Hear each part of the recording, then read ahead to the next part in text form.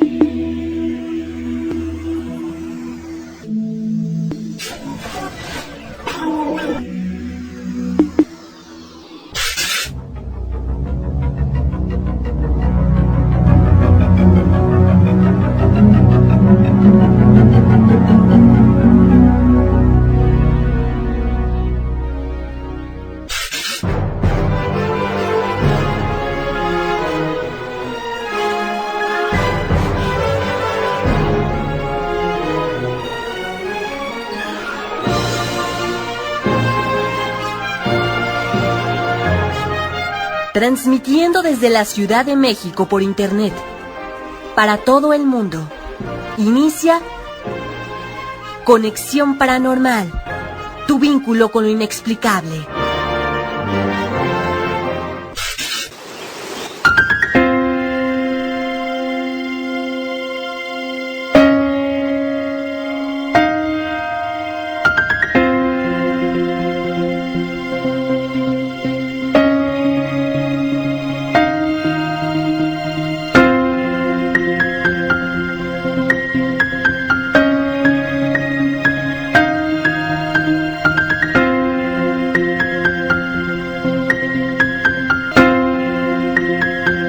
Estás escuchando los temas de ciencia, historia y de las otras realidades de forma seria y objetiva. No copiando, ni pegando, con temas directos, actuales e investigadores de primer nivel. Y aunque hay muchos que quieren ser como nosotros, e incluso usan nuestro mismo nombre, difícilmente podrán igualarnos. Imagínate que ni talento tienen para crear un título propio. ¿Qué podrían ofrecerte? No lo olvides, estás en Conexión Paranormal, tu vínculo con lo inexplicable. Continuamos.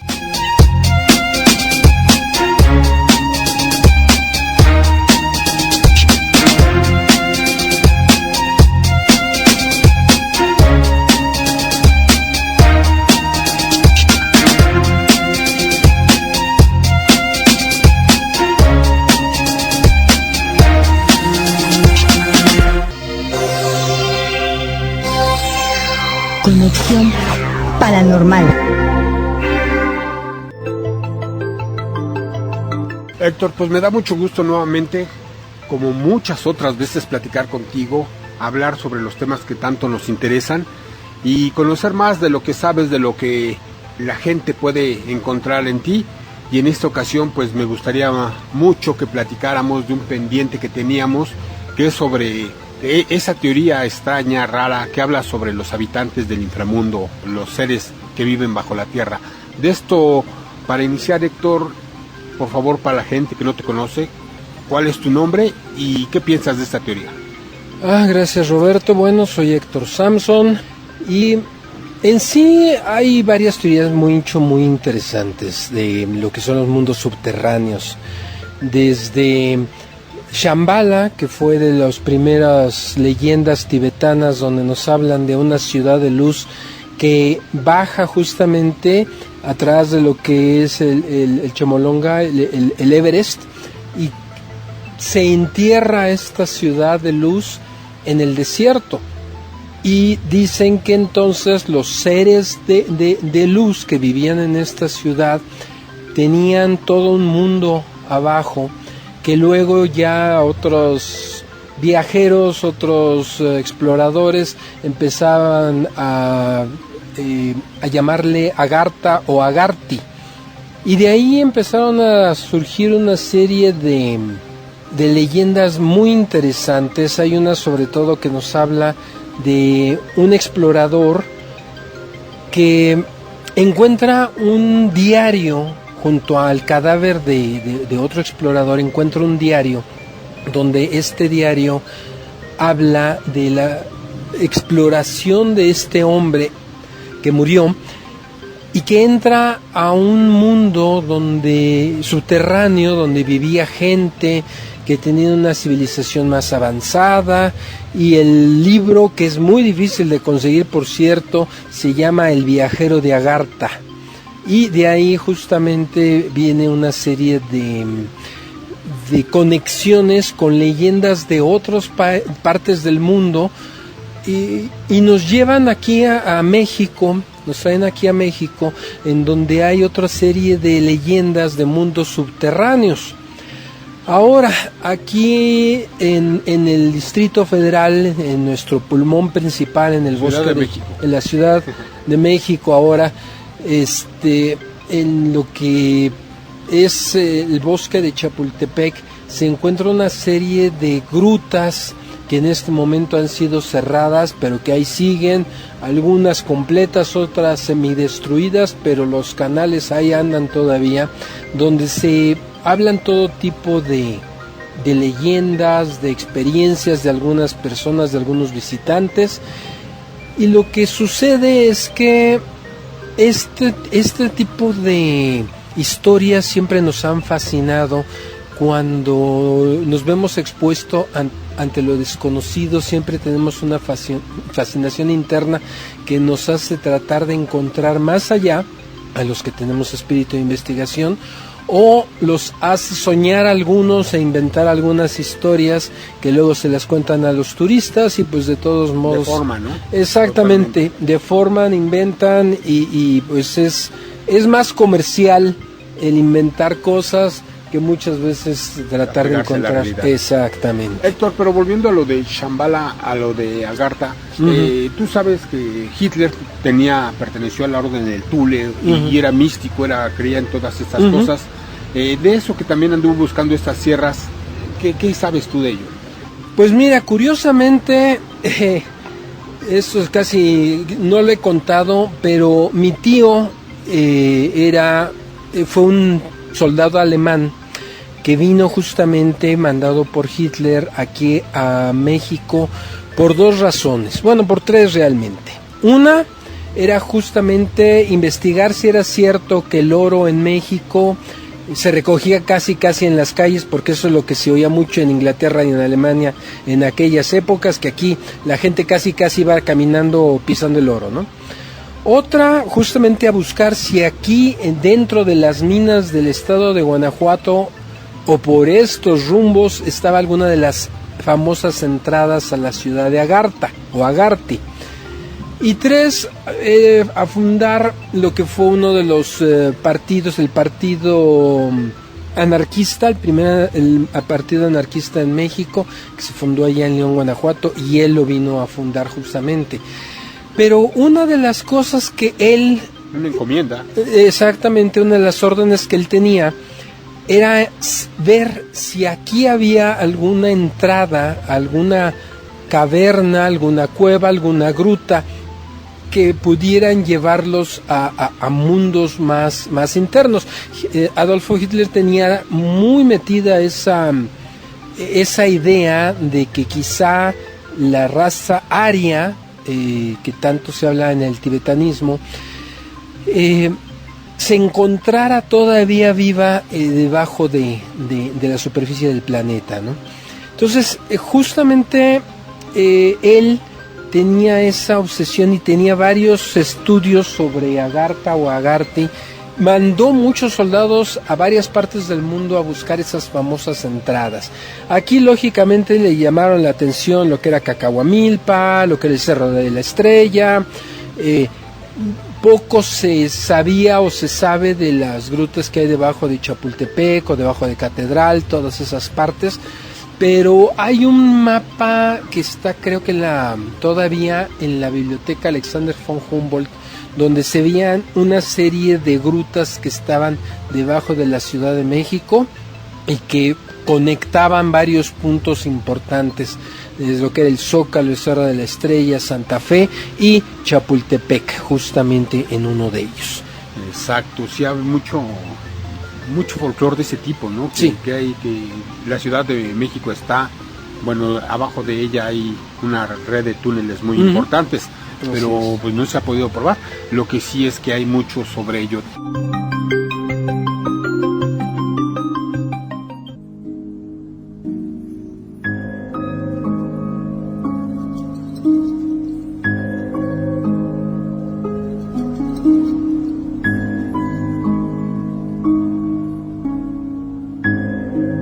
La muerte, una palabra con mucho contenido, es lo único propio con lo que nacemos y tarde que temprano todos experimentaremos.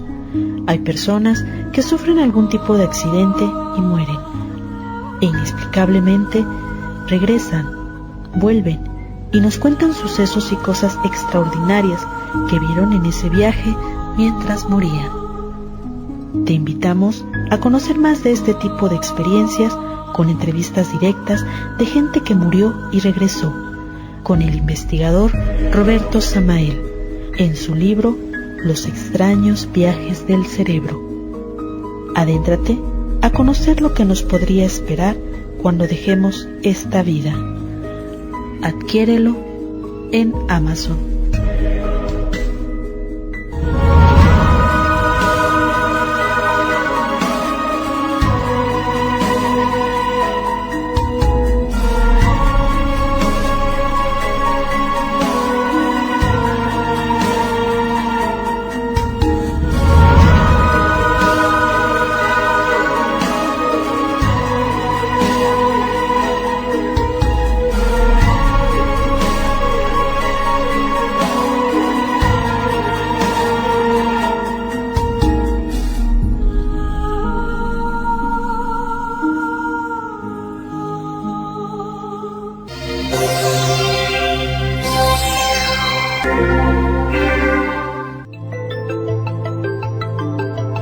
También tú sabes que, por ejemplo, Elena Petrovna Blavatsky, Madame rusa, Blavatsky, famosa, sí. Fue también una de las que anduvo promoviendo estas ideas incluso hablaban del rey del mundo, ¿no? Sí, exacto.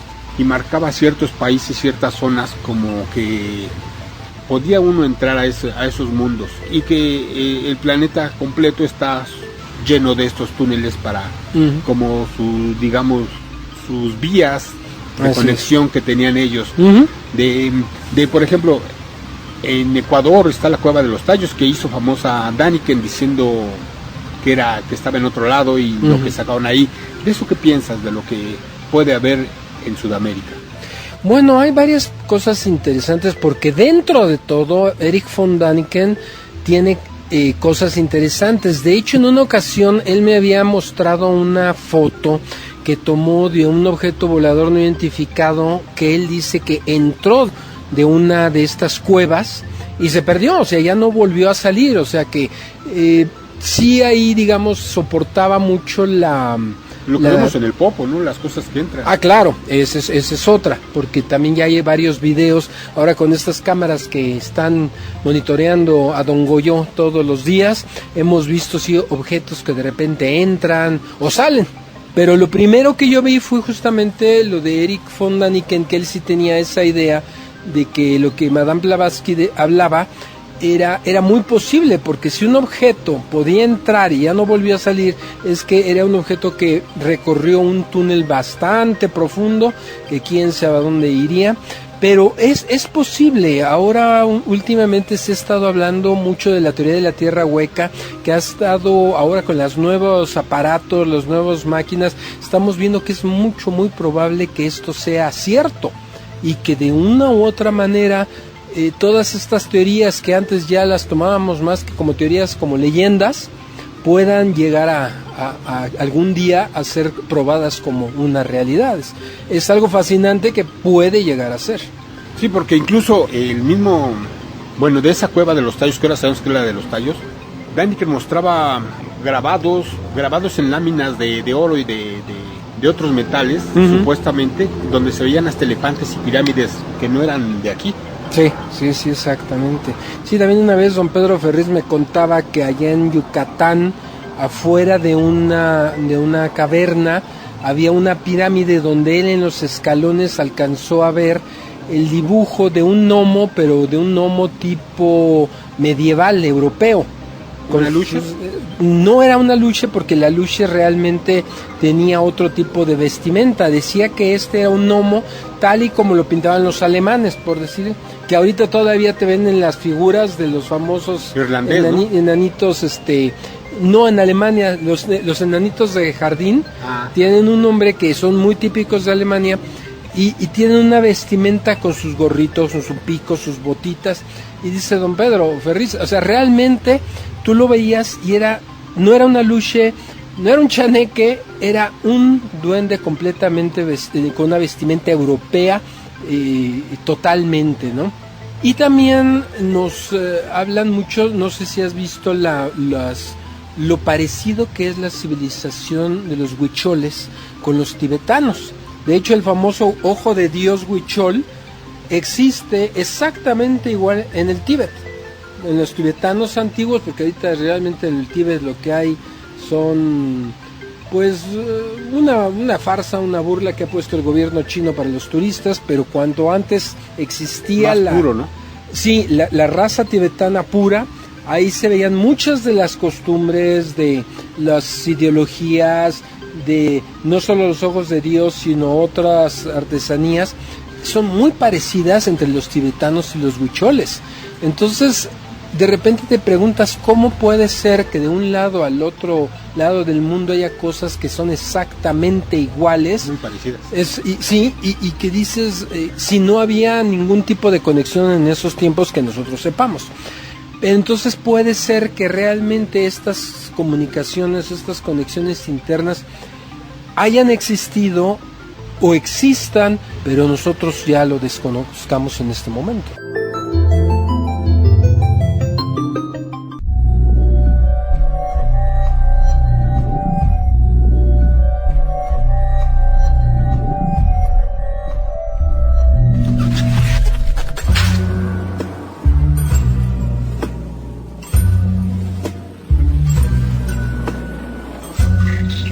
A pesar de que no todos aceptan la existencia de estos seres mágicos, constantemente escuchamos relatos increíbles sobre estas entidades, los enigmáticos duendes. ¿Quieres conocer casos investigados directamente? En el libro Duendes, nuestros vecinos secretos, del investigador Roberto Samael, encontrarás interesantes relatos con evidencia. Adquiérelo en Amazon y adéntrate a conocer reveladores testimonios y casos en México.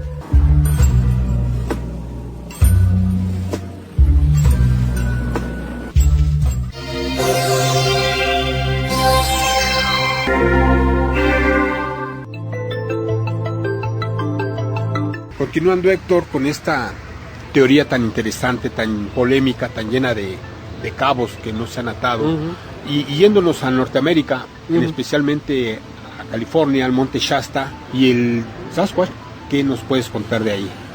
El Sasquatch famoso, el Sasquatch, que es otra de las partes también muy interesantes, porque creo que todos hemos oído de lo que es Sasquatch, lo que es el abominable hombre de las nieves, el famoso Yeti, pero que hay gente que ha llegado a tomar fotos borrosas o que lo ha llegado a ver, y hay cientos de testigos en ambos lados del mundo también, desde el Himalaya.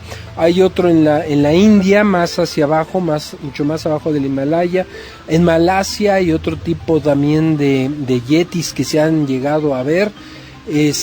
Aquí en Montana, en los Estados Unidos, no solamente en California, en West Virginia también hay otro tipo de Sasquatch, de hombre de las montañas, que también nos están hablando de un tipo de civilización que pudo haberse quedado en medio o entre del Homo sapiens, del Cromañón, y que posiblemente de una u otra manera haya sobrevivido, todavía esté en un estado como los dogones de África, que siguen en una época de piedra. No evolucionaron. No evolucionaron, ahí se quedaron y siguen viviendo todavía como lo hacían hace miles de años, ¿no? Entonces, hay esa interesante teoría de que posiblemente este Yeti, este Sasquatch, sean también una civilización no evolucionada que optó por vivir dentro de su propio mundo y no acercarse al Homo sapiens, al ser humano, porque saben que es un ser extremadamente destructivo y peligroso.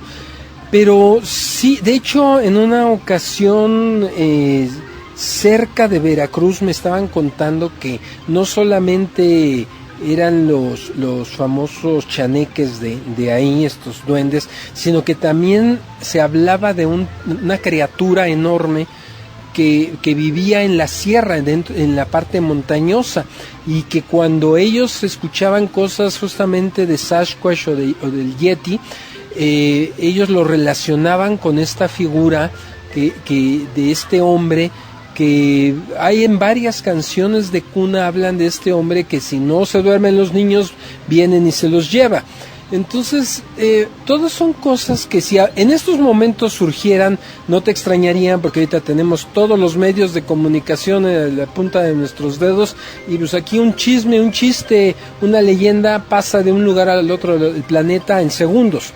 Sí, pero estas son historias de hace cientos de años que no podemos, o sea, no tenemos una explicación. ¿Qué vieron, no? Exacto. ¿A qué se referían? ¿Cómo es posible que esas mismas historias se repitan del otro lado del mundo y que muchas veces las diferencias sean mínimas?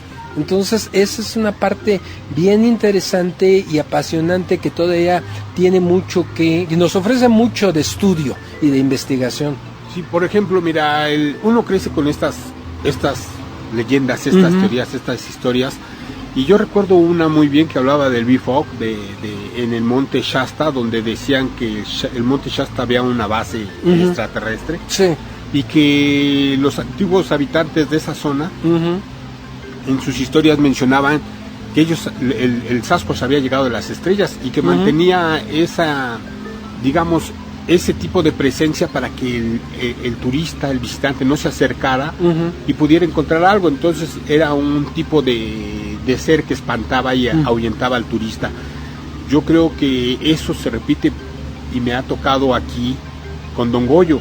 Lo mismo te hablan de que no puedes ir para allá, y ahora lo que mencionábamos hace un momento, las cámaras del Senapred han estado grabando objetos que entran al popo y que no son explicables tan fácilmente. Sí. Entonces tal vez todo este tipo de leyendas han de tener algo sólido detrás de ellas. Exacto. Y también se menciona de que vivían en cuevas y las cuevas salía una luz tenue que iluminaba todo y que ellos venían de otro lado.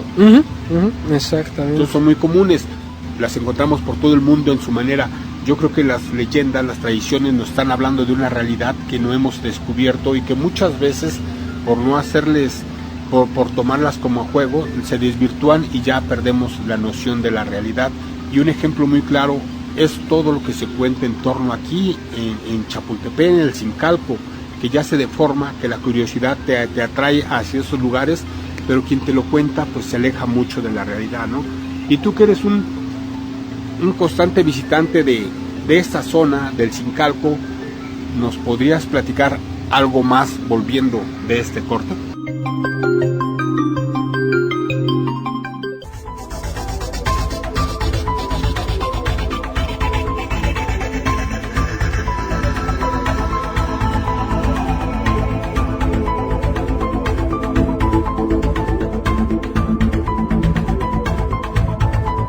Existe un lugar a orillas del mágico centro histórico de la Ciudad de México, en donde fueron depositados los restos de importantes personajes que movieron al país. Se dice que ellos fueron masones y que con sus actos y decisiones guiaron las directrices de nuestro México de aquellos años. Además, ahí hay evidencia de la presencia del más allá, espíritus o almas en pena que aún se dejan ver, señalando y mostrando claves ocultas en torno a este sitio. La historia secreta del Panteón de San Fernando, el nuevo libro del investigador Roberto Samael. Adquiérelo en Amazon y adéntrate a conocer hechos históricos y a develar este misterio.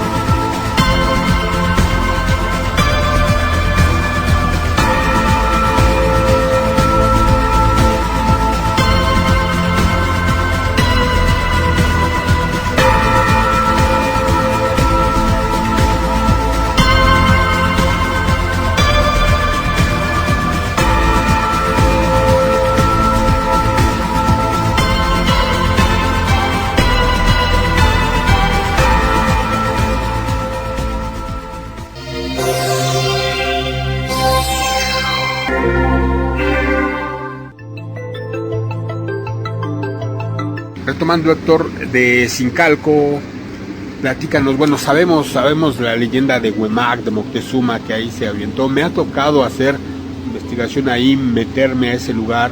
Es algo interesante, pero ahora se ha desvirtuado por el interés desmedido y loco que hay de muchas gentes, de lo que cuentan, de lo que le dicen ahí. Pero, ¿tú qué sabes de eso?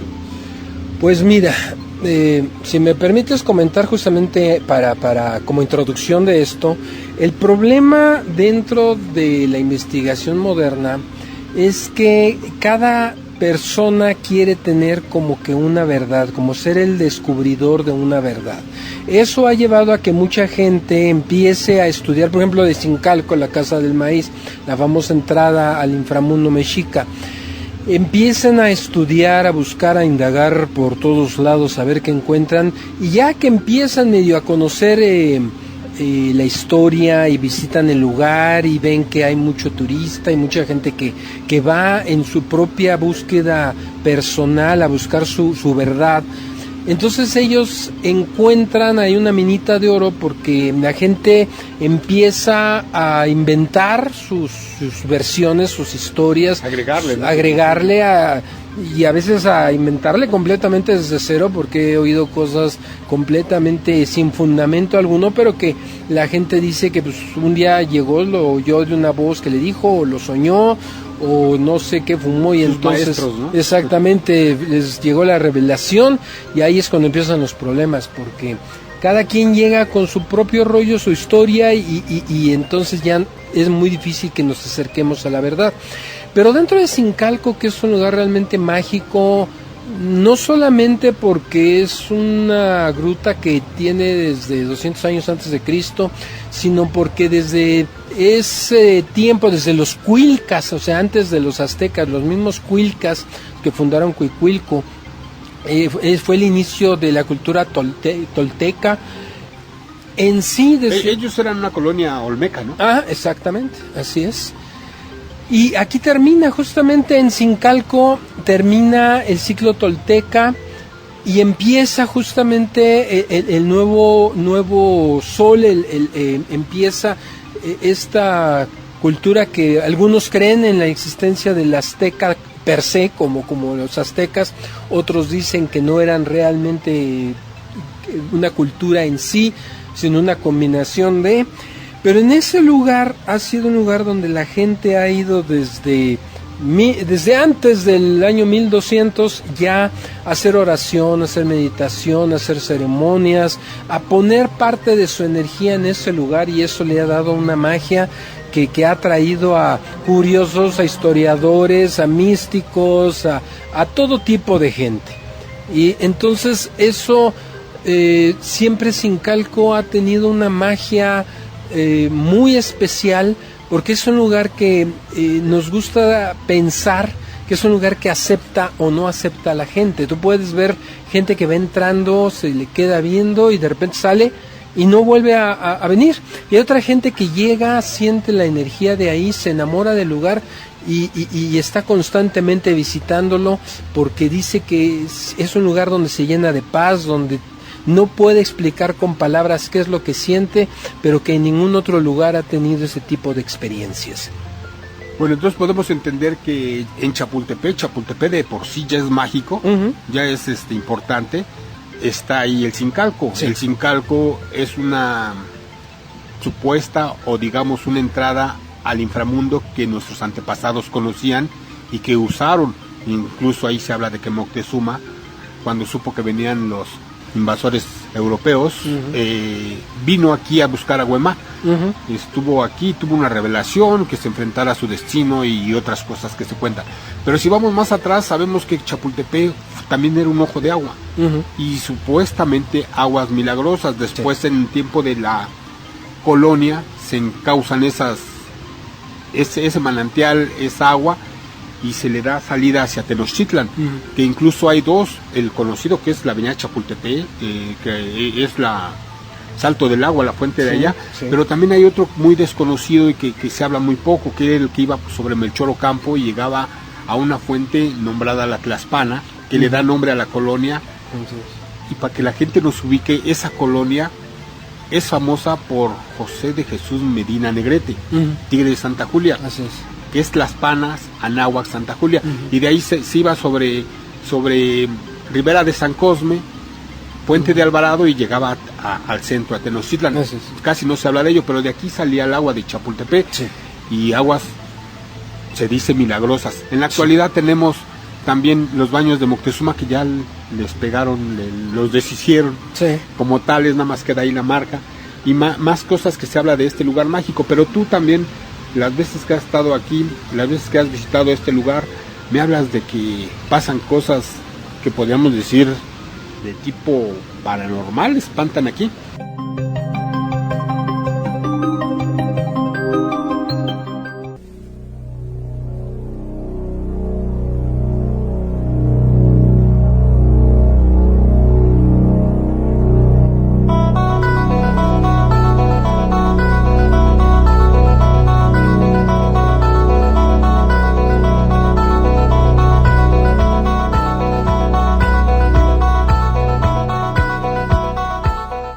Después de más de 2 décadas indagando sobre las otras realidades, el investigador Roberto Samael nos presenta su nuevo libro, De lo extraterrestre a lo paranormal. En este libro podrá usted conocer sucesos increíbles e investigaciones propias, casos seleccionados que además contienen mucha historia. Te invitamos a conocer ese mundo extraño, el de las otras realidades, de forma seria y objetiva. Adquiérelo en Amazon.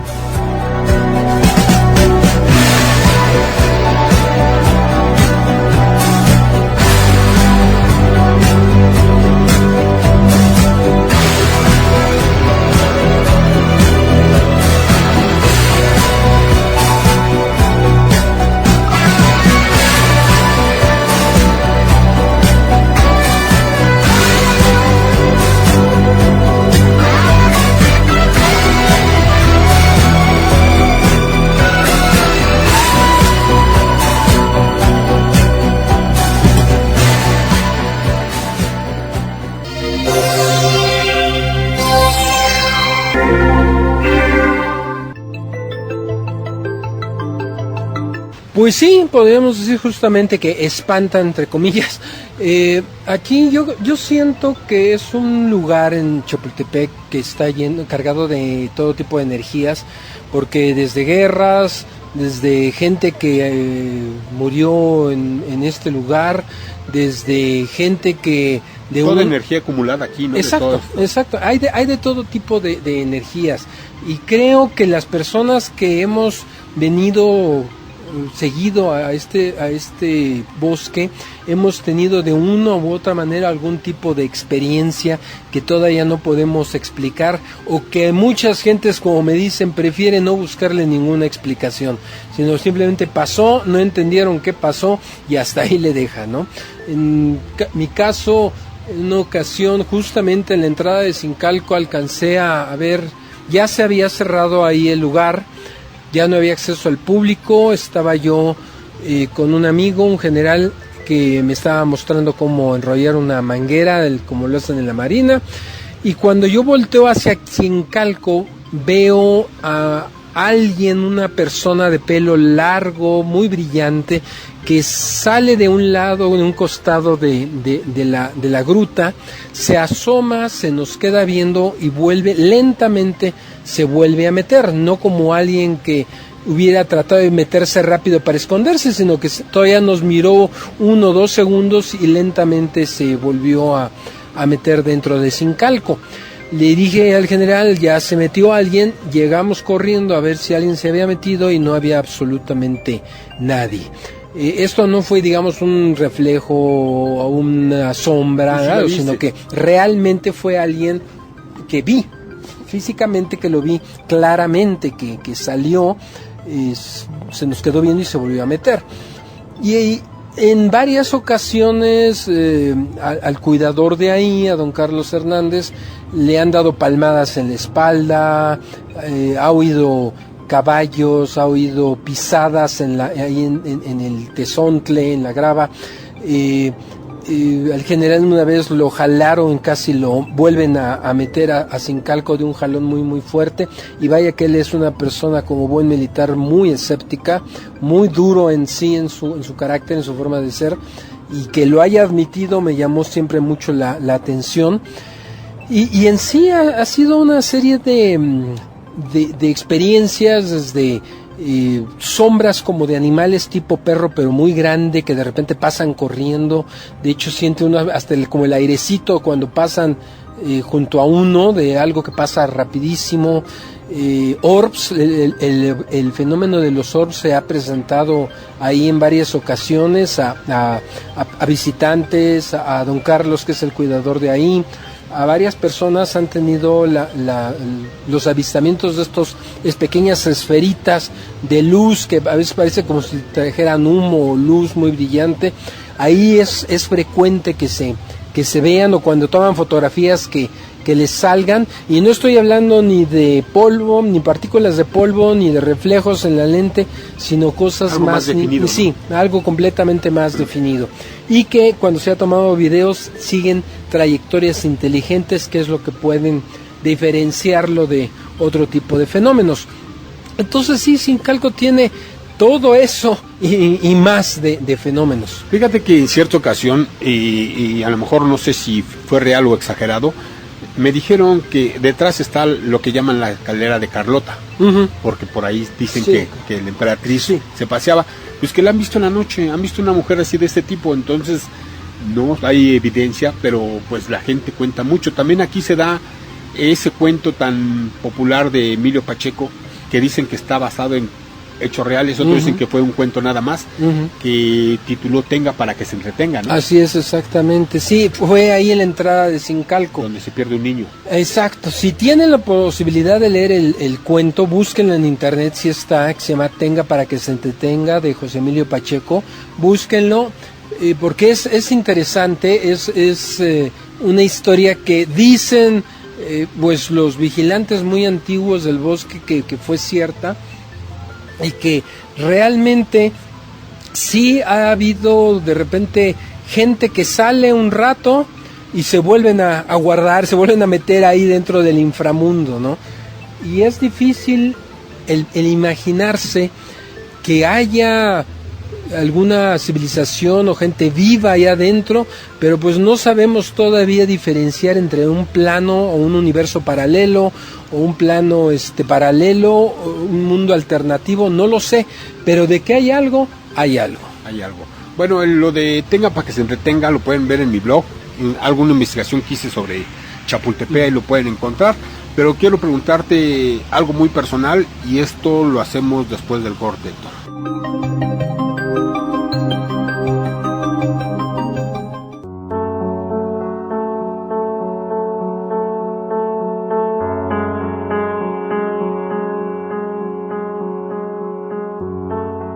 Desde los antiguos mexicas hasta nuestros días, el centro histórico de la Ciudad de México guarda un sinfín de historias, leyendas, sucesos, arquitectura muy interesante que siguen ahí y nos invitan a conocerlo.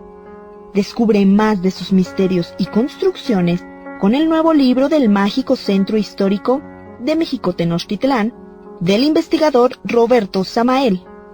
Adquiérelo en Amazon.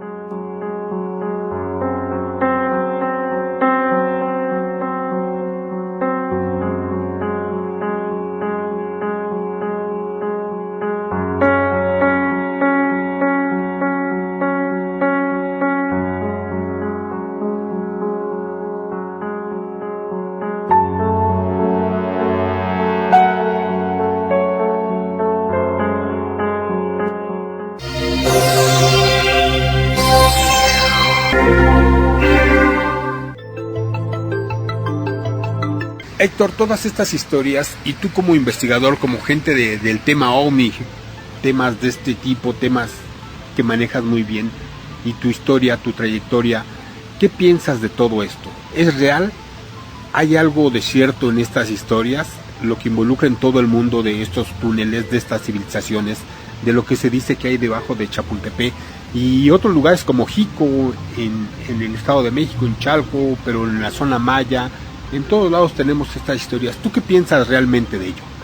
Mira, yo siento que ahora sí que el asunto es que la mayoría de todas estas historias se originaron en épocas muy oscuras, en donde sería prácticamente y matemáticamente imposible que personas personas de distintas culturas, ideologías, avances culturales, distintas religiones, vivieran circunstancias o experiencias parecidas y pudieran inventar historias que se han ido repitiendo generación tras generación dentro de sus comunidades internas, y que de repente salgas a un mundo moderno con todas las conexiones del mundo y empiezas a encontrar piezas como si fueran de un rompecabezas completamente parecidas que van hacia lo mismo. Yo siento que en toda historia, en todo mito, en toda leyenda hay algo de realidad, que a veces la gente los va cambiando, desvirtuando, es cierto, pero sí cuando empiezas a encontrar y a juntar evidencias, y empiezas a ver cuál era la trama histórica, a qué corresponden en momento histórico que sucedieron, o que la leyenda surgió o se escribió o la empezaron a contar, y las comparas con otras que, como te digo, del otro lado del planeta, en que no había una comunicación directa, una civilización que no conocía que había otra civilización viviendo cosas parecidas, sí te empiezas a preguntar, bueno, ¿cómo es posible? Y no es nada más de una cuestión de un subconsciente colectivo o de cosas así, porque si le escarbas más, hay detalles que sí estaría muy difícil que los inventaras sin una conexión más directa, sin una comunicación sobre todo oral más directa.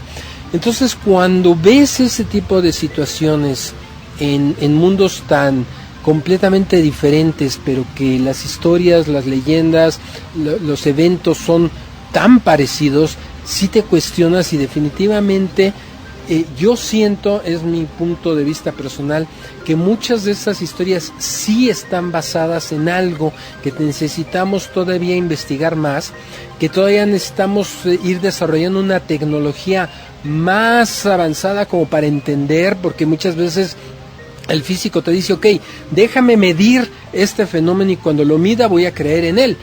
Pero si hace 20 años hubiéramos hablado de los rayos cósmicos y un físico de hace 20 años hubiera tratado de medirlos y no teniendo la tecnología que ahora ya existe, entonces el físico hubiera dicho en ese tiempo, pues ¿saben qué? Que los rayos cósmicos son un verdadero mito, no existen porque nadie los puede medir. Y lo mismo pasó con los celulares también. Con los celulares, lo mismo pasó con los microbios, con Luis Pasteur, cuando no querían creer que existieran, porque era imposible que algo tan diminuto le diera en la torre al ejército francés. Pues estamos igual. O sea, J. Allen Hynek dijo, va a haber una ciencia del siglo XIX, una ciencia del siglo XX, una ciencia del siglo XXI, y vamos a tener que aprender desde cero muchas cosas.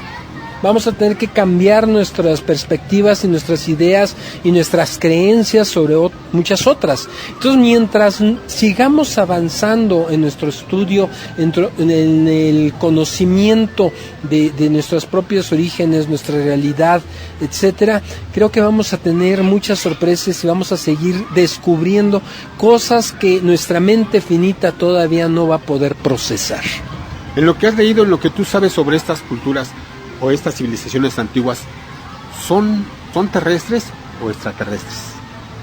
Yo siento que la mayoría fueron terrestres, que sí hubo alguna intervención por ahí extraña, que de repente no sabes que un hombre pez llegue y te empiece a enseñar a toda una civilización cosas que nos hubieran tardado miles de años en aprender, el tal Eoanes. Si ustedes buscan a Eoanes, el hombre pez, a ver cómo se explican que un ser que llega de la nada, como siempre llegan en un punto de luz o llegan del cielo simplemente y empiezan a mostrarle al hombre cómo hacer un cultivo, cómo hacer esto, cómo hacerlo, exacto. Entonces, todo este tipo de situaciones nos hacen pensar que muchas civilizaciones nacieron aquí, otras pudieron haber sido sembradas y otras definitivamente vinieron con alguna cuestión, porque a final de cuentas no podemos dejar de pensar que quizá en algún momento dado la civilización humana empezó siendo el caldo de cultivo de algún experimento de posiblemente algún curioso que empezó a tratar de tomar el papel de Dios, de crear vida y de ver cómo evolucionaba por sí mismo.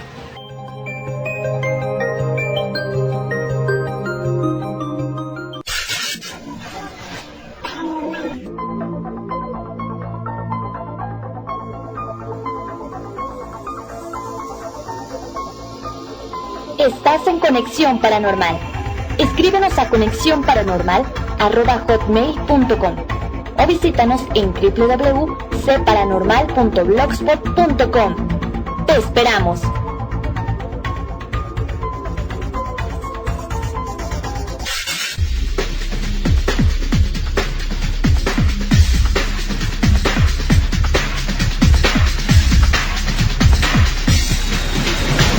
Conexión Paranormal, tu vínculo con lo inexplicable.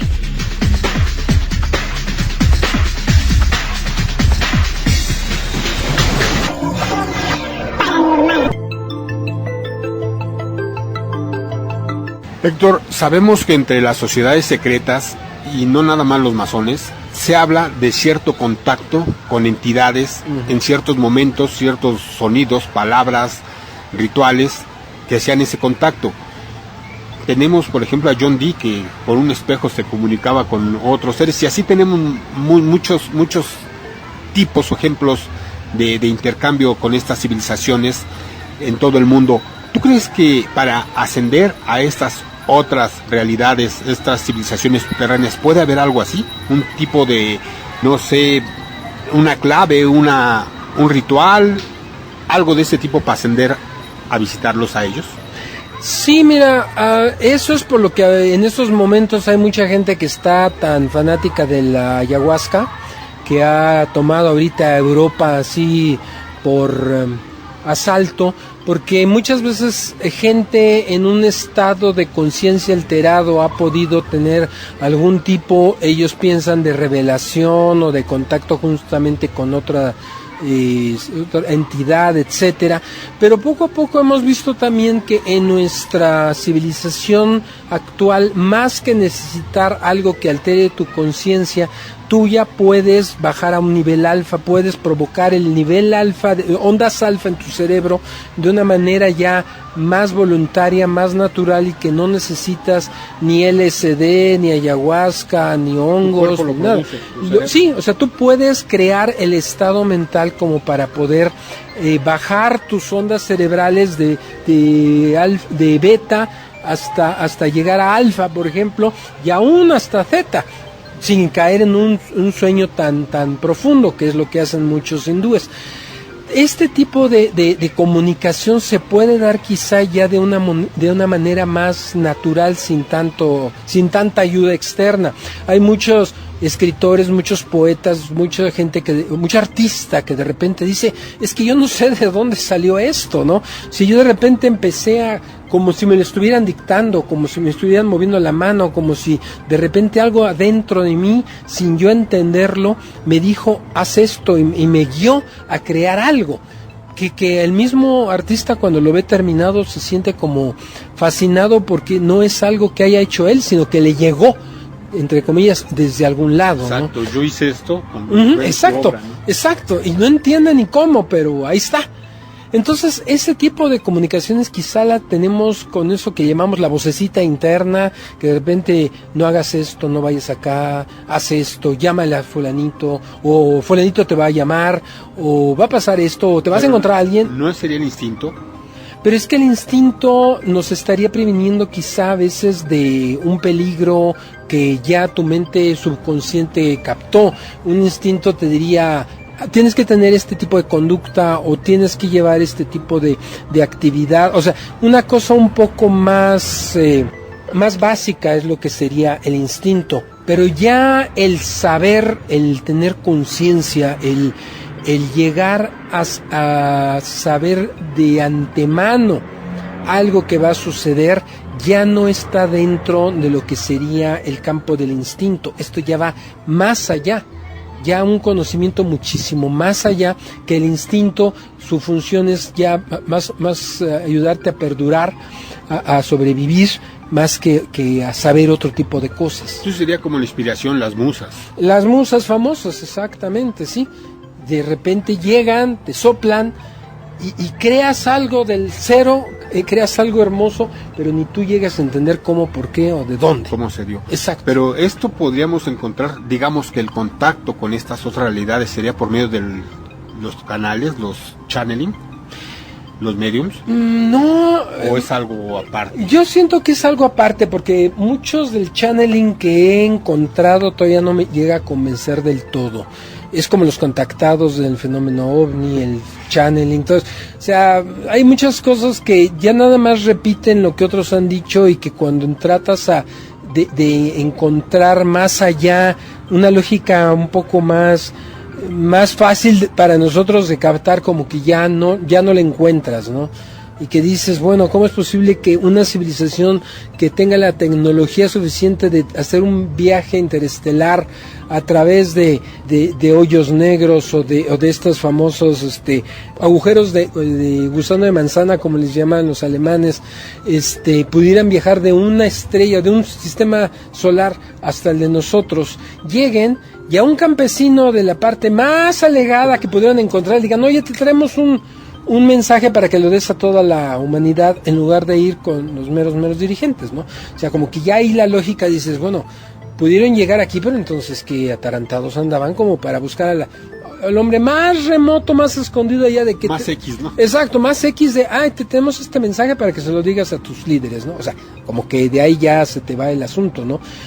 o igual gente que de repente empieza a recibir comunicaciones de otros seres y que cuando tratas de que le pregunten a esta civilización alguna situación que nos permitiera saber que se trata realmente de una civilización más avanzada o que no tenga los mismos conocimientos que nosotros, pues falla rotundamente porque no nos da ningún elemento nuevo, nada que diga, ok, sí, esto es algo que nosotros no ignoramos, no sabemos y que realmente podamos comprobar que es cierto.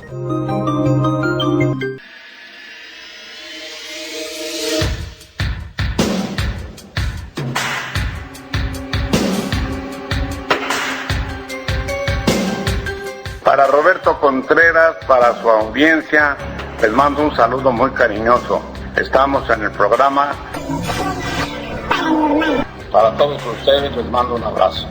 Un mundo nos vigila, nos vigila.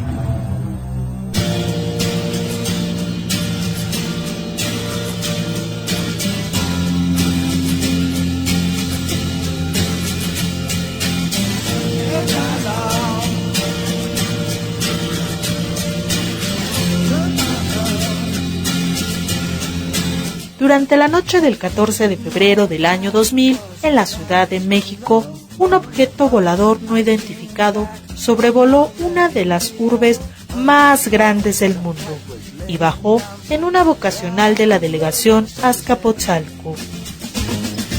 Evidencia, aceptación por parte de las autoridades oficiales, la presencia de un extraño ser, efectos colaterales y muchos testigos dejó este suceso, que lo convierte en uno de los más interesantes y relevantes en la historia ovnística de nuestro país. El OVNI del 14 de febrero del año 2000. Adéntrate a conocer este acontecimiento a través de las indagaciones directas del investigador Roberto Samael. Adquiérelo en Amazon.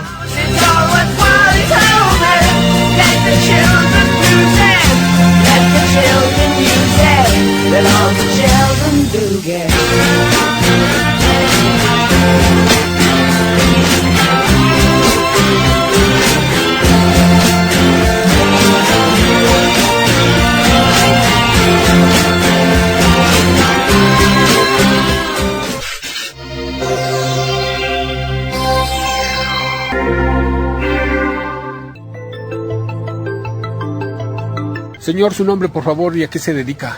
Bueno, mi nombre es Carlos. Esta área del audiorama, Inxóchitl, Incuicat, La Flor en el Canto, está a mi cargo. Aquí se hace toda la labor de mantenimiento. ¿Cuánto tiene aquí trabajando? Bueno, en el bosque tengo 36 años y en esta área del audiorama 10 años. Señor, platíqueme qué es estar en un lugar tan especial. Bueno, es un lugar que en el año de 1972 el Departamento del Distrito Federal habilitó como audiorama y fue bautizado por el cronista de la ciudad Salvador Novo de ese tiempo como Inxóchitl Incuicat, La Flor en el Canto, así se le conoce al audiorama.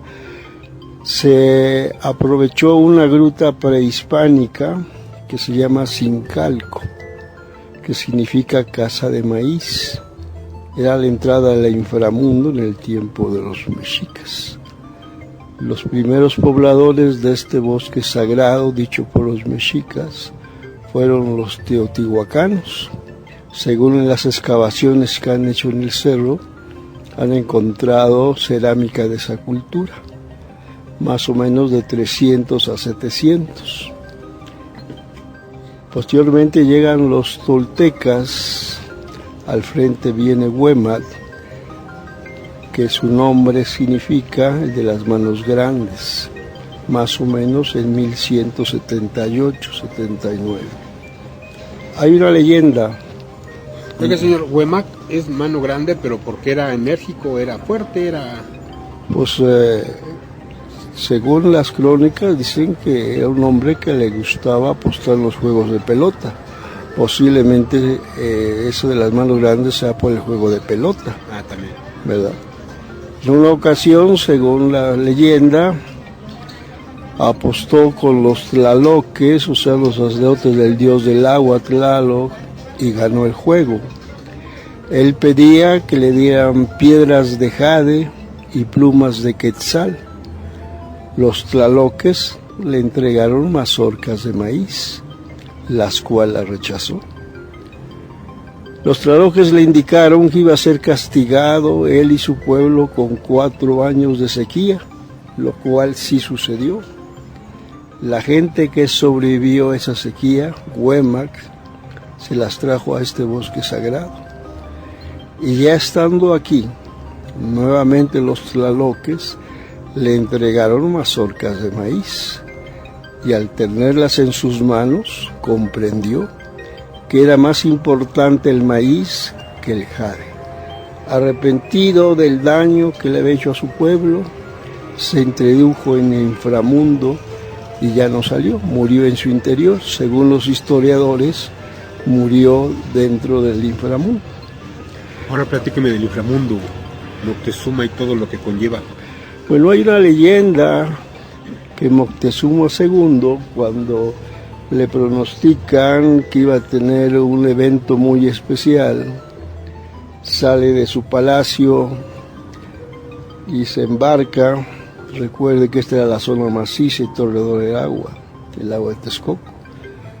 Llega aquí a Zincalco a hablar con el espíritu de Huemac, porque él quería entrar al inframundo.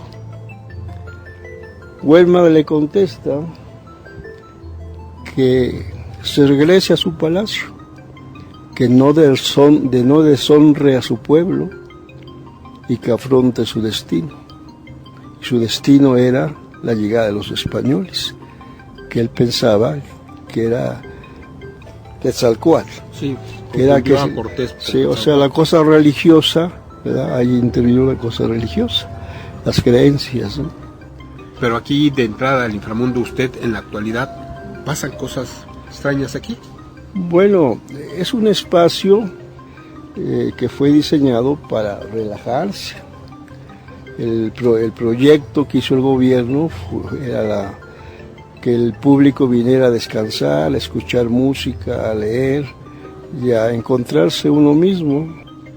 En la actualidad vienen muchas personas, cada día aumenta la afluencia de público, hay más información y muchos se quedan dormidos, muchos están en la gruta meditando, porque hay mucha energía en ese espacio de los espíritus de ese tiempo. Hay una veladora que se prende para que los espíritus de esos grandes señores pues, tengan luz y paz.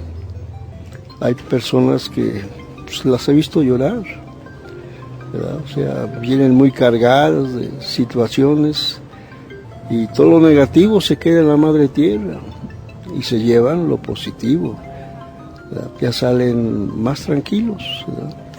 Es un espacio sagrado, dicho por los mexicas. ¿En la actualidad ha visto algo, señor? Cuando se queda solo, cuando está aquí, bueno, que me medita, pero usted, yo creo que se introduce por la música, por el ambiente. Pues, o sea, me han palmeado la espalda, no hay nadie. He oído, cuando no hay público, oí en las pisadas, en las piedras, que alguien está caminando. Me ha tocado ver el halo de unas personas, o sea, una luz que sale de sus brazos. Me ha tocado ver pues, unas bolitas como esferas que dicen que son orbes, que es energía en el interior de la gruta. Son manifestaciones que yo estoy convencido de que sí hay mucha energía en ese espacio. Viendo la reacción del público y de mis experiencias personales. Pero señor, también viene mucha gente con ideas medio locas, extrañas, raras, y a veces lo que dicen, lo que hablan, confunden a otras personas que no saben. Eso es imposible evitarlo, pero sí vienen. ¿Usted qué le diría a la gente que viene a buscar la realidad o encontrarse con algo especial? Pues se le dice lo que uno tiene conocimiento, ¿verdad? Lo poquito que sabe uno, ¿no? de la historia de Güema, que es la entrada al inframundo, que es un espacio para relajarse.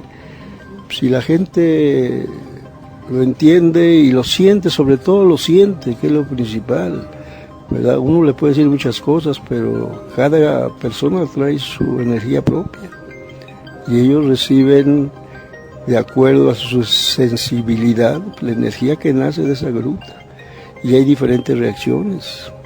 Digo, unos meditan, otros lloran, otros descansan, otros se duermen. Encuentran aquí lo que buscan.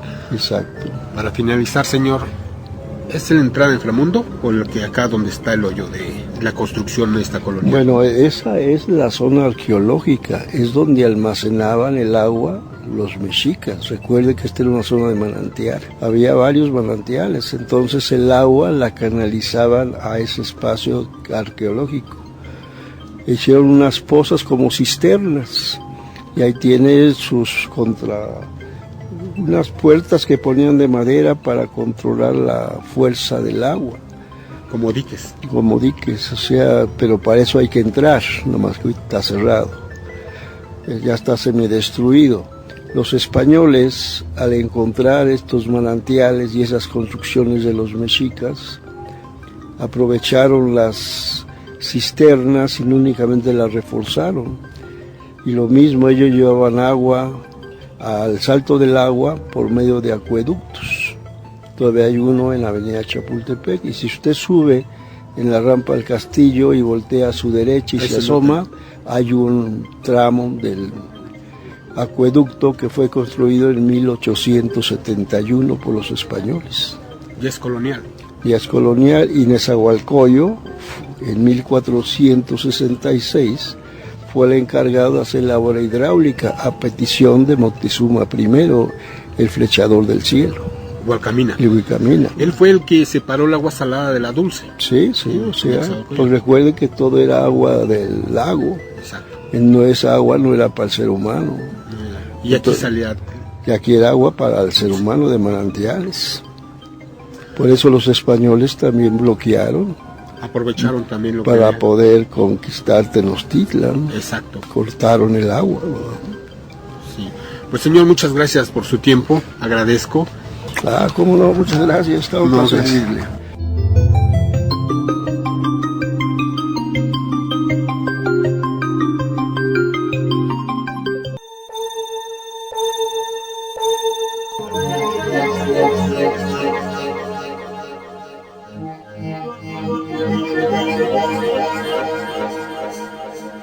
Miles de personas aseguran que han llegado.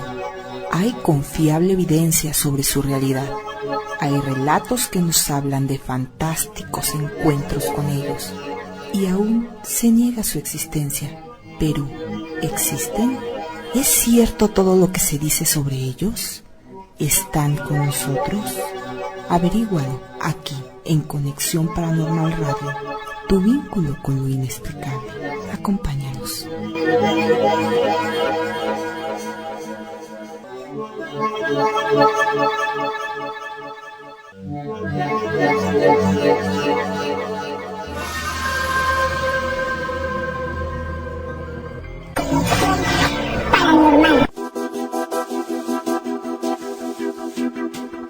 Estás escuchando Conexión Paranormal, tu vínculo con lo inexplicable. Regresamos.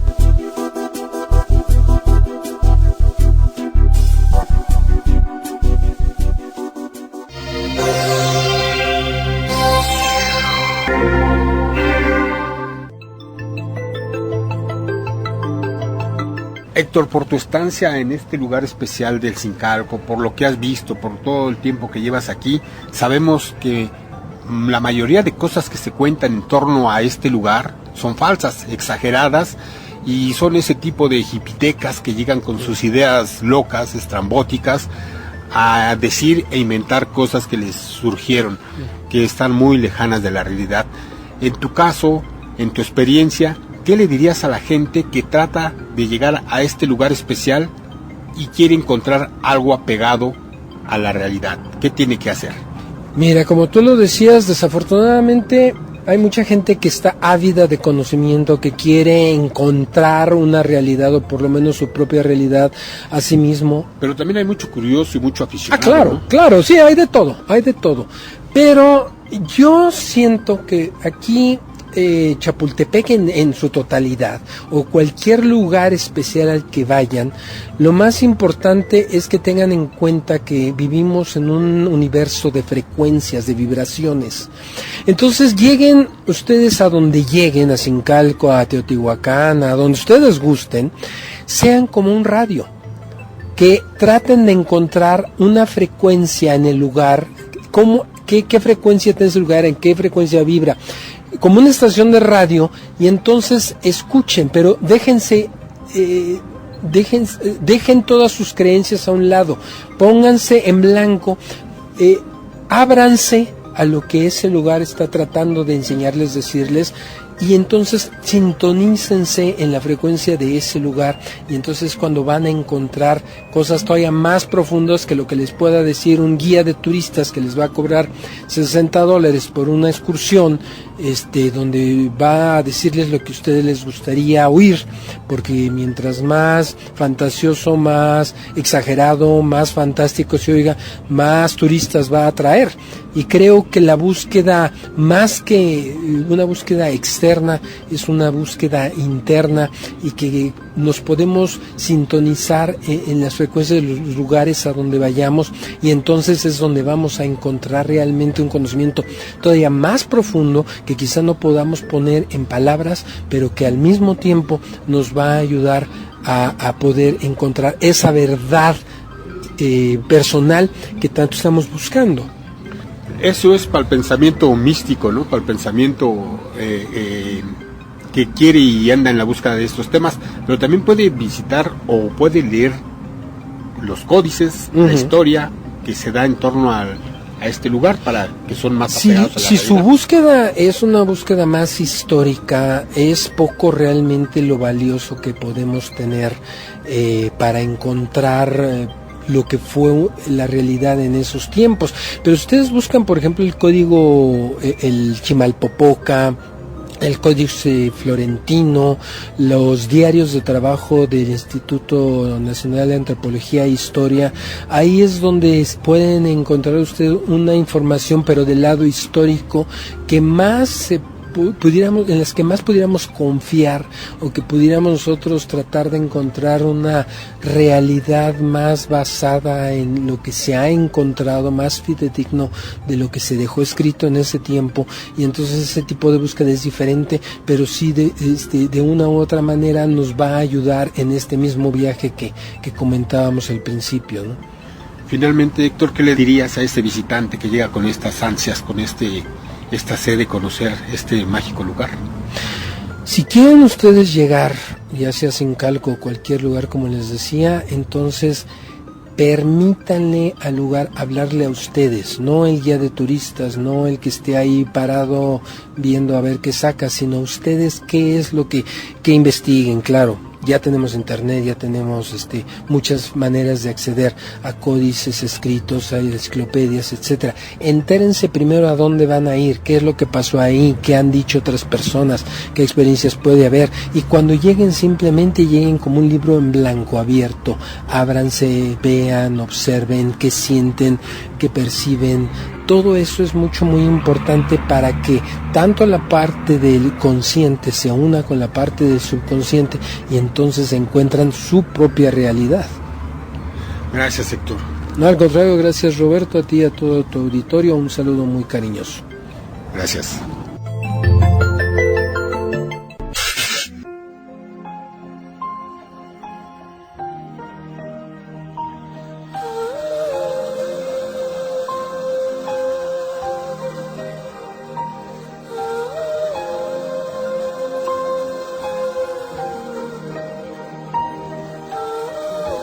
Conexión paranormal.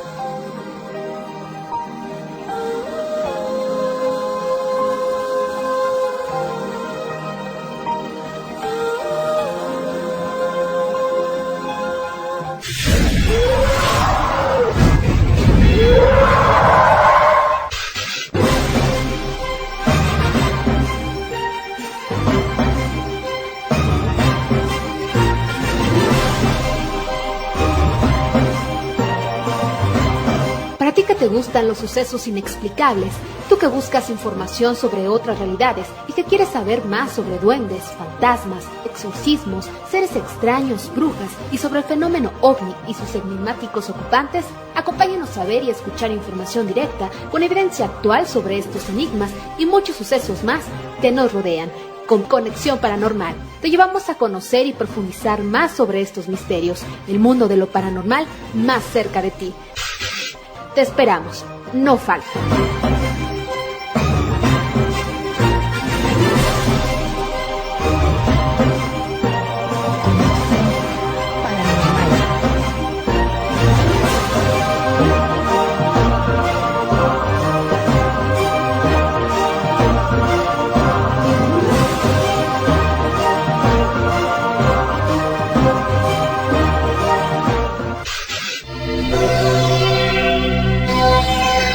Conexión Paranormal.